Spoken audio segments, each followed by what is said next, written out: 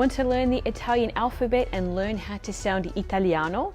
Per fortuna, fortunately, it's easy to learn how to pronounce words in Italian. Why? Because Italian is a phonetic language, meaning you can look at a written word and know exactly how to pronounce it. Plus, when you hear a word, you'll know how to spell it too. Once you've learned a few basic rules, you'll be confident enough to pronounce each word correctly. Pronti? Ready? Cominciamo! Let's get started!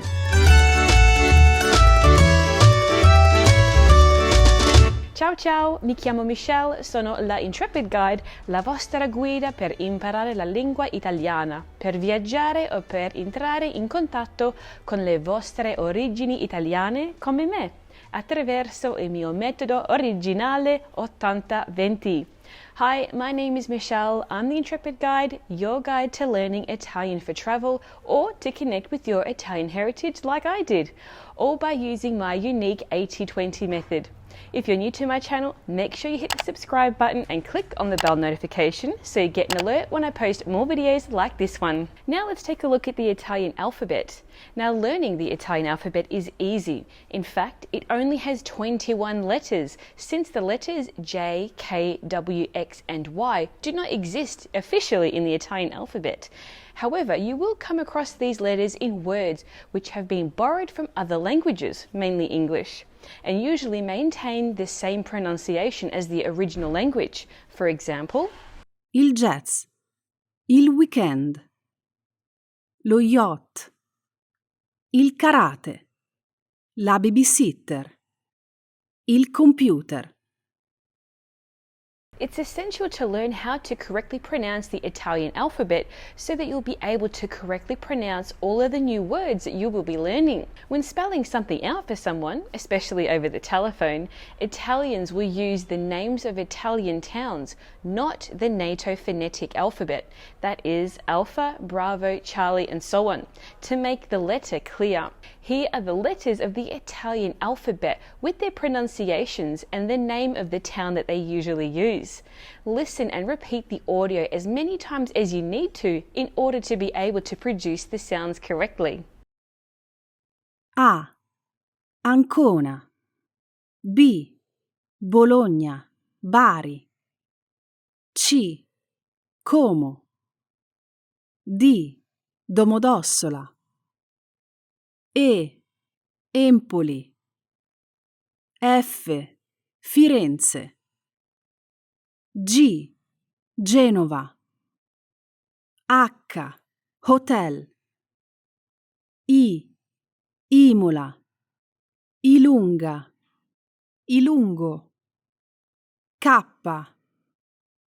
L. Livorno.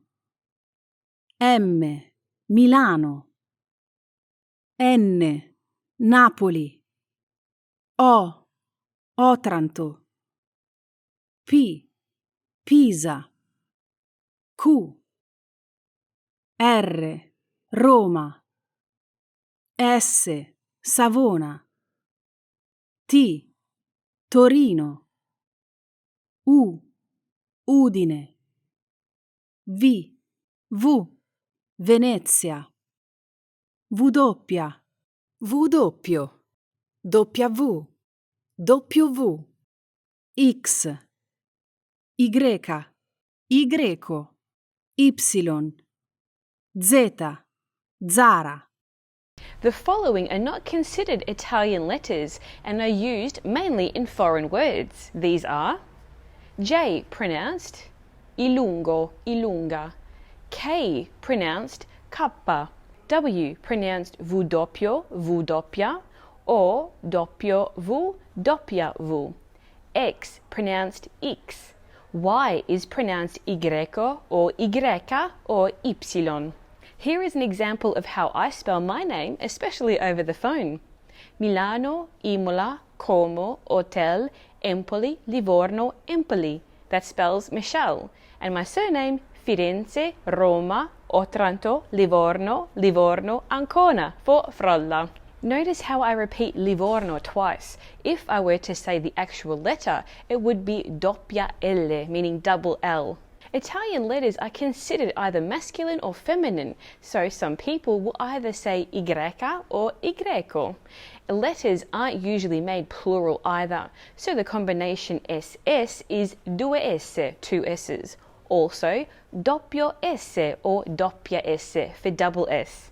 Now let's take a closer look at some of these letters. Consonants and diphthongs. Italian has the same consonants that English does. You pronounce most of them in exactly the same way in Italian as you pronounce them in English, but there are some important differences. B as in bene, meaning well. D as in dare, to give. F as in fare, to make. L as in ladro, meaning thief. M as in madre, mother. N as in no, meaning no. P as in padre, for father. T as in treno, for train. Note that when there is a double T, make sure you double it when you pronounce it. For example, spaghetti. V as in vino, for wine. The Italian letter C. Now the spellings and pronunciation of C and CH can be a little confusing at first, but there is a simple rule that will ensure you get it right every time. For example, the C in ciao, meaning hi or hello, sounds like ch, but the C in che, meaning what, sounds like k. It's got a hard K sound. Ma perché? But why? One rule to remember is that C followed by E or I makes it a soft CH sound. For example, ciao meaning hello, cena meaning dinner, città meaning city. But C followed by A or O or U has a hard K sound. For example, carne meaning meat, cane meaning dog, and cucina meaning kitchen. If you think about it, we have a similar rule in English too, although you probably haven't noticed. When the English C is followed by an E or an I, we get a soft S sound. For example, city, centre, cinnamon. But when C is followed by A, O, U, we get a hard K sound. For example, cat, car, and cupboard. So whenever you're trying to remember how to pronounce an Italian word with the letter C, just think of this rule in English, which will be more familiar to you than you think. And think of the word ciao and how it's spelled to help you recall this rule. Also, a long time ago, some clever grammarians decided that the letter H would be silent. In this case, it was added to keep the C a hard K sound. For example, chiesa is church. Chiaro means clear or bright. The letter G. The Italian G behaves in a similar way to C. When followed by A, O, or U, the G will have a hard G sound, like garden. When followed by E or I, it will have a soft J sound, like German. For example, giorno, meaning day, gennaio, meaning January, but lago for lake and laghi for lakes. Just as we saw earlier, the letter H was added to keep the G hard. So whenever you see the CH or GH combination in Italian, remember to make the C and G hard. The Italian H. The consonant H has only one function in Italian, that is to change the sound of C and G before the vowels E and I, as described earlier. It also appears in foreign expressions such as hostess and hobby, hostess and hobby, and in some forms of the verb avere, to have, but it's mostly silent. For example, io ho, I have, tu hai, you have. The Italian R. Italian has lots of R's, so if you see one, make sure you pronounce it. In fact, roll it if you can. The Italian R is not pronounced with the tongue in the back, as it is in English, but trilled using the front part of your palate, right behind your front teeth. This will feel strange to do at first, but start practicing doing this right from the beginning, and it will start to feel more natural. Here are some words to help you practice. Radio, radio. Per favore, please.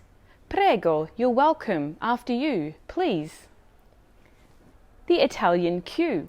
The letter Q is only used together with the letter U and followed by another vowel. That is, you will always find QU together. The Q is pronounced like the English K, and QU is therefore pronounced with the qu sound. Here are some examples. Quattro, meaning four. Questo, this. Quadro, picture. The Italian S. S is sometimes pronounced like the English S, as in so. In other cases, it's pronounced like the English Z, as in zero. For example, pasta for pasta. Solo, as in only. Gelosia, for jealousy. Similar to how the pronunciation of C and G is affected when followed by E, I, or A, O, U, so too is the letter combination SC. For example, SC plus E or I equals a soft sh sound. For example, sci for ski, scenario for scenery, view, or landscape. SC plus A, O, or U is a hard sk sound. For example, scarpa, shoe, and scala, staircase. The Italian Z or Z. A single Z is pronounced Z, something similar to the Z in zero, with a D added at the beginning, as in zero. A single Z or Z can also be pronounced as a combination of T plus S. For example, speranza for hope, or vacanza, holiday or vacation. In both words, the Z or Z sounds like a ts sound. Unfortunately, there is no specific rule to understand where a Z is pronounced like a Z or when it's pronounced more like a ts. Sometimes you hear a word pronounced differently according to the region or dialect variety. For example, some people pronounce zucchina for zucchini with a ts sound, which is the correct one according to the proper diction. But most people say it with a z sound, so who knows? When you see a double Z, most of the time you pronounce it more sharply, like ts. For example, tazza for cup or mug. When Z or Z is followed by the letter I, it also has a ts sound. For example, nazione for nation. Double vowels in Italian. Sometimes Italian has two distinctive vowel sounds right next to each other, such as ciao for goodbye or hello. Now these sounds merge together, so don't separate them with a long pause. When a sound is formed by the combination of two vowels in a single syllable, this is called a diphthong. More specifically, a diphthong is when a sound begins as one vowel and moves towards another. This Greek word literally means having two sounds. Diphthongs also exist in English. For example, oil, coin, and loud. Stress. In addition to pronouncing each letter in Italian, you should also pay attention to where the stress or accent falls in each word. While the placement of the stress can vary, there are some general guidelines you can follow when in doubt. Most words are usually stressed on the next to last syllable. For example, in the word amico, mi is the next to last syllable and therefore will receive the stress. This rule is also true in two-syllable words, such as vero, true, bravo, good, and corto for short. Statistically speaking, it's safe to assume that most words will follow this rule. However, pay attention to this as you learn new words and always check a good dictionary to be sure. Some words also have an accent mark on the final vowel. Now this clearly shows you where the stress will fall. For example, in the word café, meaning coffee or coffee shop, the stress will fall on the final two letters. For example, città, city, lunedì, Monday, perché, why, and però, but. Now that you've learned the Italian alphabet, you'll need to be able to learn how to ask, how do you write that? Come si scrive? But also understand their response. So let's start with your name. If someone asks you, come si scrive il suo nome? This is in the formal tense. What will you say? Using the Italian alphabet you learned at the start of this video, write your name in the comments. Did you enjoy this lesson? Want to learn Italian with me? Maybe you've got a trip coming up or you want to communicate with your Italian partner or relatives in Italian? Now you can learn Italian with my unique 80-20 method. Registrations are now open to join Intrepid Italian, my series of online self-paced video courses for beginners, advanced beginners and intermediate students who want to take the next step with an effective and strategic approach to learning Italian. As your guide, I walk you through each lesson step by step using my unique 80-20 method. My approach is different from traditional methods because I teach you the most important 20% of the language right from the beginning, so you can start to speak straight away. Intrepid Italian includes everything you need to go from an absolute beginner to a confident intermediate speaker. Available in 3 levels, each course is perfect if you value learning at your own pace. Materials include video lessons, audio exercises, downloadable worksheets, bonus guides, a private Facebook community, and lifetime access, all designed to streamline your learning while having fun. It even comes with my famous Celebrate with a Spritz guarantee. After 30 days of using Intrepid Italian, if you don't want to celebrate your newfound Italian skills with an Aperol Spritz, you don't have to pay a penny. Cheers to that! For more details, click on the link in the description below to find out more and also to register. Ci vediamo lì, see you there! In the meantime, hit that like button, subscribe to my channel and turn on those notifications so you get an alert when I post more videos like this one. Until next time, thanks for watching and happy language learning. Ciao!